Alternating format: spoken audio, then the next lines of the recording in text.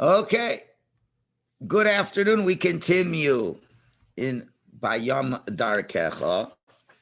We've begun this section dealing with loving Jews. And first chapter is how do you merit to love Jews? And the first point we talked about yesterday was to know that every Jew has a chelek Elokam mimal inside of himself. He has a portion of God on high inside of himself. And we said that it's just reviewing now. The challenge of loving other Jews is when we see ourselves as independent beings, then we see ourselves separate from others, and we're not going to love other people unless we get something out of it. And that's not the way to look at things. If we understand that as Jews, we have a chelek Elokam mimal, and every other Jew has a chelek Elokam mimal, has a portion of God on high, then, what happened? The whole thing just flipped out on me, just like that. Okay, we will get back. And then you realize, you look at another Jew, and it's a chelek Elokam mimal. So that helps you to appreciate that he is like your brother or sister, and you're one and the same. That's the first critical point that we explained at length. Okay, now, so we're going to see. So now that's the idea. That's the premise. In other words, there's a philosophical premise that we must be working from, that every Jew has a portion of God on high. Every Jew is a child of God. And if you love God, you have to love his children. But not only they're his children, but it's your brother and sister, because you also have a chelek Elokam mimal.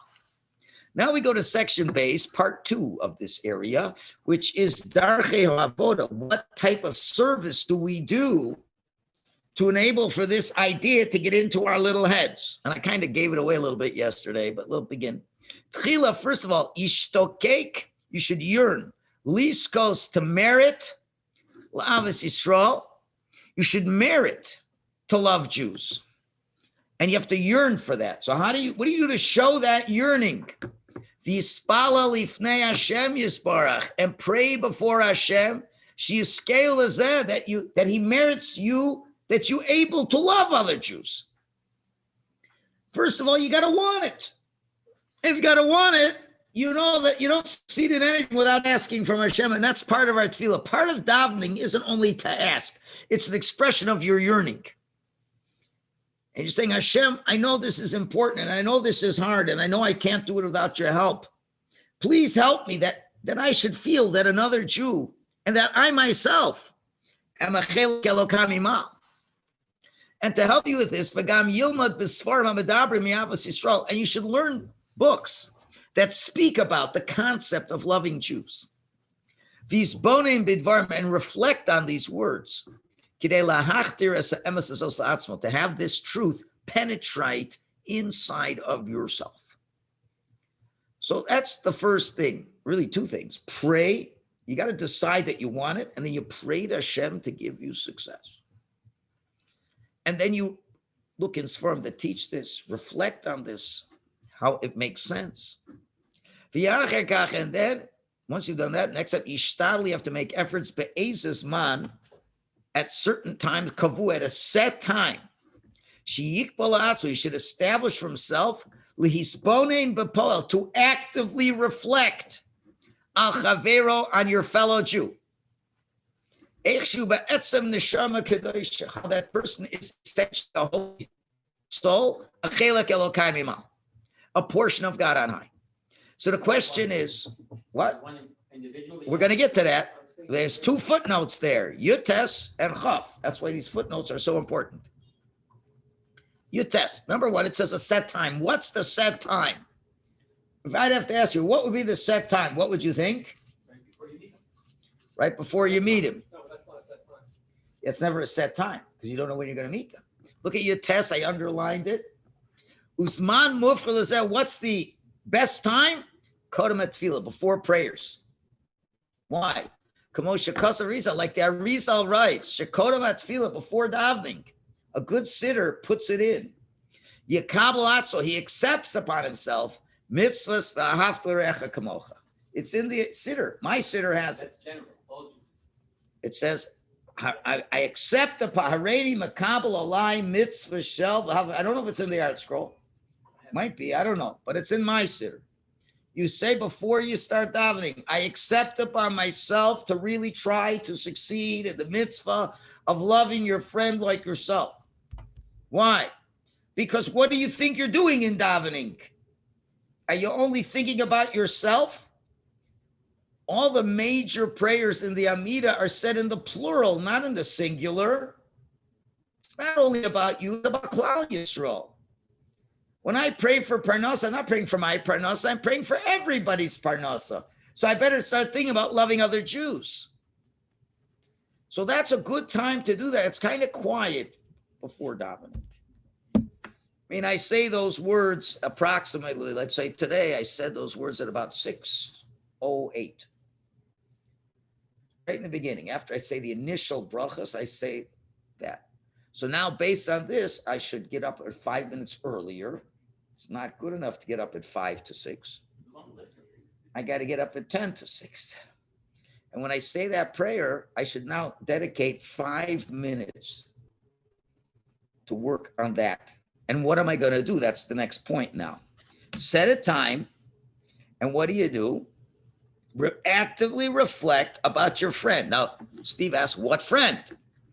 So Nun Beis, that stands for like a PS, or note. Sifchaf. Av shemitzvahs Av Yisrael he love kol Yehudi. Even though the mitzvah of loving Jews is to love every Jew, that's a great goal. Mikol makom, still in all, lemaisa, in practice. How are we going to do this in practice?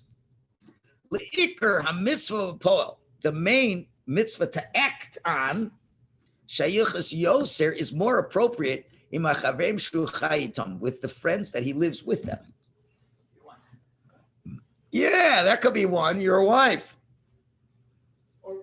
Or people you see in shul, people you see often. Doesn't have to be your friend.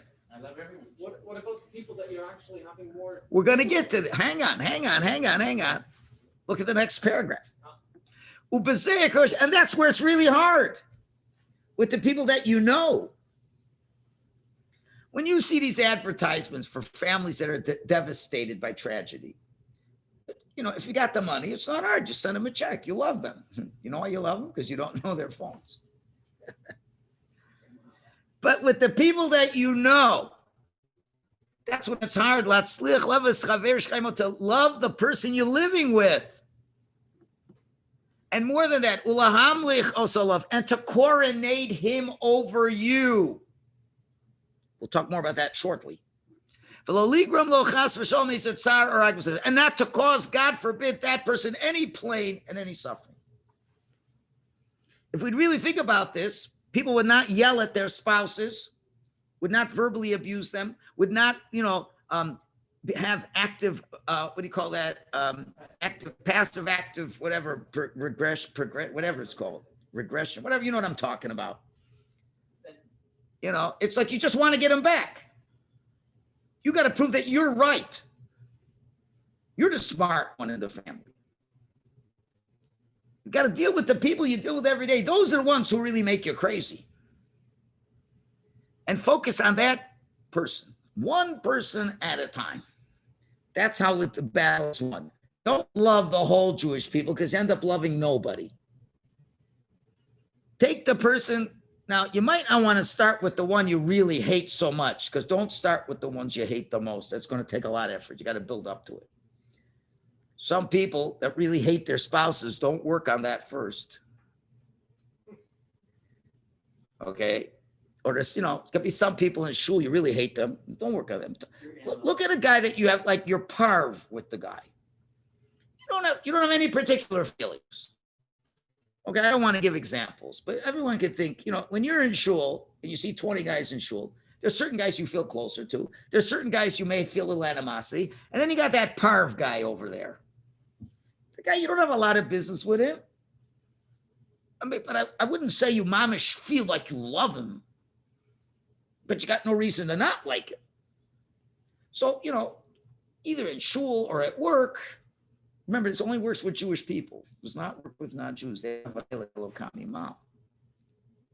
in your family, you could have many people in your nuclear family, some that it's very, very easy to love, some it's very, very hard to love, and some are like in the middle. So pick the ones that's in the middle. Whatever. And focus on that person. And say, you know what? This person, my child, my friend, my spouse, notwithstanding what I've thought about till now I understand Hashem wants me to love that person. It's his will. Just as important as I'm here to come in shul to daven, it's his will that before I daven that I should love every Jew, and I really have to work on this. So now I'm picking Jane Doe or John Doe, a person that I'm not crazy about. And I say, you know what? I'm going to think about that. The first thing I want to say about that person is he has a divine soul inside of him. And the last thing I'd ever want to do is cause that person pain or suffering. And if anything, I'd like to make that person feel happy. I'd like to encourage you. It's during COVID, and a lot of people are struggling. So instead of worrying about your own problems, say, you know, you see that guy in shul over there? I hardly ever talk to him. I don't know if he's a good guy, but I really don't know him that much. But one thing I know for sure, I don't love him. So I'm going to now make it my project for today to think for 5 minutes about John Doe and why I should love him. And what I will do and how I will coordinate him over me. And I'll talk more about that, I hope, today. However, you have to worry about your friend. And what's the word? Invest in loving them. Mitoch kavana, with a greater intention, a more global intention. Shabbat somebody wrote, so really I want to worry about every Jew. That's what I'd love to. I'd love to. But in practice, in reality, Zello, this is not, going to the next page. Shaykh, I can't be involved with every Jew. That's my overall goal, but I can't. Therefore, I'm going to worry about this one individual. You know, I'm going to look at that individual as like as an ambassador, a representative of the entire Jewish people. In other words, I'm looking at John Doe. He is like the ambassador of the other 10 million Jews in the world. And I'm going to use him as the example how I wish I could treat every one of the 10 million Jews in the world, which I know I just can't start that way. So I'm going to look at that person as the model, and I'm going to look at him, and I hope I can succeed with him. Okay? You got to be awfully careful. But also you got to know, this love is not only to your friends.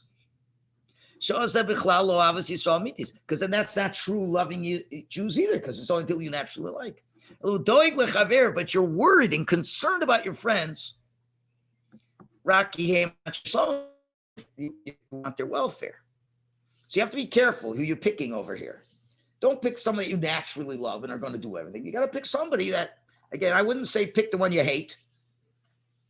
Pick the one you're very powerful towards. And you like to upgrade your love to that person. And your love should be for every Jew in the world. But if you're picking at least people you recognize, and then you can eventually get to everybody.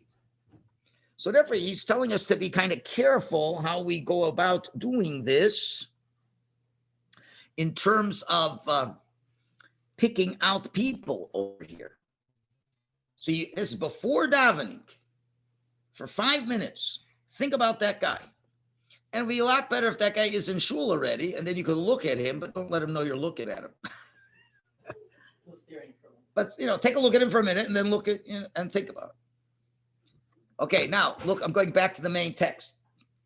Ube'ikr, and primarily, kasher chaver, when that person is near you, yistakel be'enei rucha, look with your spiritual eyes at the inner content of him.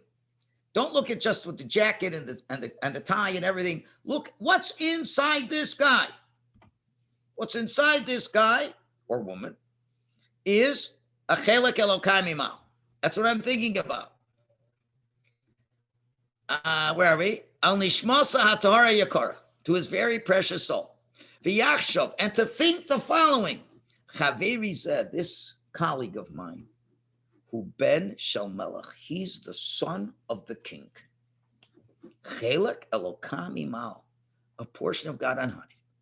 Who aver me'ashkin akdosha, he is a limb of the holy divine presence. Ani v'hu echod mamish. Me and him are one. What does that mean? Let's look at footnote Chaf Aleph. V'im yochel, and if it's possible, yishtadli sponim v'liros, you should make efforts to reflect and see b'chol echad me'achav krovim, to see each person that you are aware of. Here's a good point now, new extra point. Maya mala miyuchedes, so what is his unique skill, unique talent, that you don't find by others? Now this is making it work. You're looking at this guy you don't know so well, and you're first looking at him and say, he's not just flesh and blood. He's a chelek Elokai mimal. He's the son of the king. He's my brother. Now I have an obligation. See, in what way is he outstanding? And if you say, I don't know, then you know what you got to do next? You got to start talking to the guy and get to know him a little bit.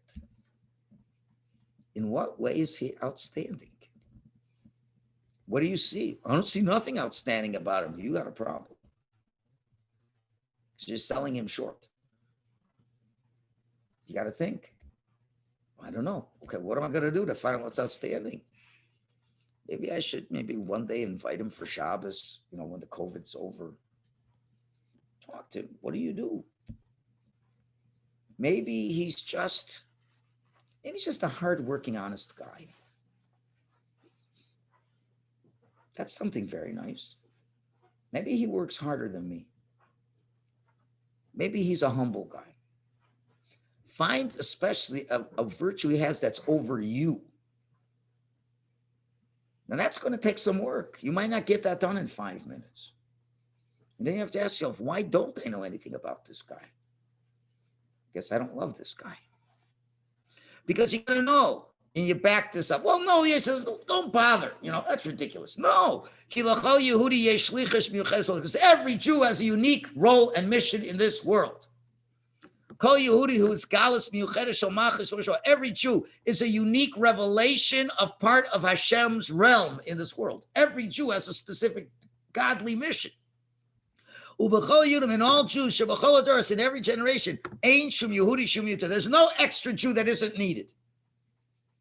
You look at that guy, there's nothing special about that guy. Who needs it? Oh, no, that's wrong. That's wrong. Wait a minute. We often think, who needs that? That person's a jerk. Doesn't do anything special. It's just a nudnik. You know what I mean? The people always forget to sign up on time, and every Thursday they call you up. And you have a Yetzirah to think they're a nudnik. You got to realize they may have a fault, but they must have many, many redeeming qualities. What if you'd be in trouble, you needed his help? Do you think he'd drop everything and help you? Yeah, he might. If no, he has to have a divine purpose. He has to. It doesn't have to be major, turn the whole world over. It could be in a very small area that only he can do. Maybe he's the only one that's close to a certain person. Nobody else can be close. Whatever it is, you've got to find the virtue of the person. And when you reflect on the virtue and you find it, and all the more so, and he is praised with that, so that you are praised because he really has this virtue. Then that strengthens within you as that strengthens you to appreciate the divine spark that's in that guy, because that's where the spark is leading you. That's where it's coming from, that spark. Now you're giving him real honor.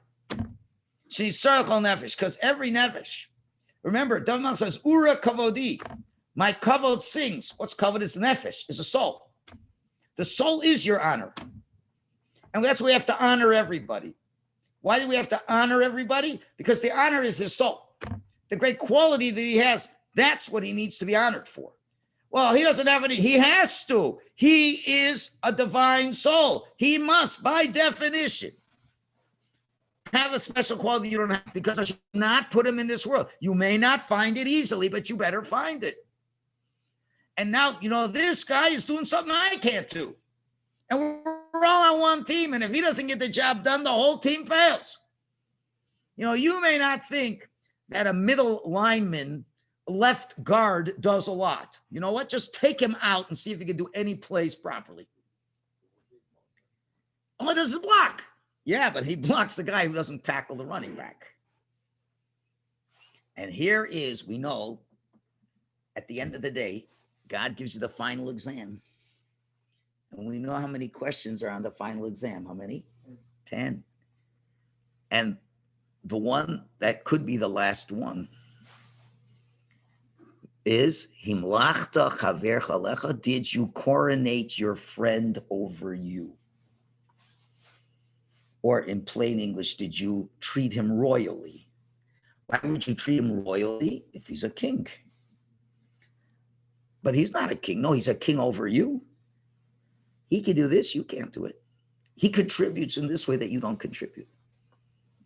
That's the final one. And according to my theory, which I hope is correct, remember the 10 questions relate to the 10 spheros. And the last of the 10 spheros is what? Malchus, royalty. What's Malchus? Malchus is we come to the final goal of revealing the Shekhinah.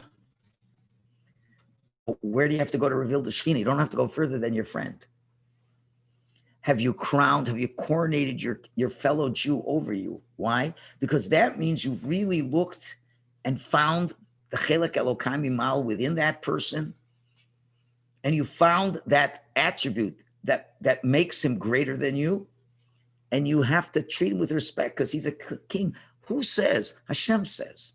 When we said Nasa v'Nishma, every Jew got a crown, got 2 crowns. How do you have 600,000 kings? It's easy because each one specializes in an area that the other one doesn't. And this is what's called Himlachta chavercha lecha. Did you coronate your friend over you? Liros es nekuda hamelach shabo, to see the kingly point of him, the sovereign point. Hanekuda shabohu mashpial kol Yisrael, that point that he influences the entire Jewish people. Did you find that point? Whew, this is a lot of work. This is a lot of work over here. Before davening, 5 minutes, say, Hashem, I want you say the words there, Rizal. I'm a Kabbalah by myself. I know I'm so far away from it. Now I'm going to spend 5 minutes doing something about it. Oh, that's the guy I'm going to be focusing on. Get it done with one. I don't think you're going to do it in 5 minutes. Keep working on that person till you really feel that he is a king over you. I don't think it's going to take a day, 2 or 3. It may take a week, 2, 3, 4, 5. Could take a long time. But once you get it with one person properly, you'll see it'll be easier to do it with the next person. And the next person. And that's the time for that avoda. It's kind of quiet in shul then. That should be something you do before you check your emails. It's very interesting. There's a tendency for many people, and I've worked hard to not do this, to look at your emails before davening. Okay? A good suggestion. I know you got to look at emails, but really, do you have to look at them before davening? Honestly, if you didn't look at them before davening, how would your life be destroyed? How would your life be inconvenienced? Instead, you look at those things, and that's what you're thinking about before you're davening. So, and you're going to say to me, I don't have the time to do this avoda of thinking about a person. You know what? The time you are to look at those emails, spend that time instead and look at another Jew. Somebody has got something on that's making noise. I don't know. Oh, okay. Anyway, it's making a lot of noise. If I could hear it with these things on. Anyway, so that's the avoda. Is it clear what this avoda is? Pick a person. This is what you're going to daven for. I'm going to daven. I want to succeed, but I got to do it now. If you do the work, then Hashem will bless you that it will work. With all the work you're going to do, you still will fail. Unless you ask Hashem to help you. And then you look at that guy, look for the virtue. Even then, you know what's going to happen later. Then you're going to go over to him and say good morning to him. How was your day? Man, I heard you're really good at this. I hope you do that and make other people feel happy. I give you a bracha that you should be successful in what you're doing and be his cheerleader. First of all, you know what it's going to do for that guy? Forget about anything else. Hey, nobody ever looked at me like that. And so much it will do for you. That's the final question on the final exam. Let's continue upstairs. I got another 2 minutes. You have to show that it's important and value every thought and feeling that you're expending on this fellow. Because that way he will rise up slowly in your eyes. Like you got to really mean what you're saying. And when you work on this more, oh, I skipped a line. Nobody caught me. The bold. She is ragel. And the more you think these thoughts, the more those words will penetrate into your hearts when you think about this guy. Let's do Chav Beis quickly. In every service, you have to make use of all the talents that Hashem has given you, which are Hamachshava, thought, Hargosha, feeling, Hadibur, speech, Vamaisa, action. Thought, feeling, speech, and action. You got to use all four of these with this guy. And this with this avoda too. You got to think nice thoughts about this guy. You're going to know that he's good and precious. And many think he's a child of Hashem. And speak it out with your mouth, not loud enough for the other guy to hear it. And to do a good thing for him, and show him honor. And then the heart will follow. Lahargish ava love, to feel love, and to really value him. Whoa, that is a good chunk of homework. Okay? Pick the guy, think about the guy, talk about the guy, do something for the fellow, feel about the fellow. And then you'll see, and treat him that he's the king over you in this area. That's the first step. Wow, we got a lot of homework to do. Amir Hashem. All right, we'll see you all tomorrow.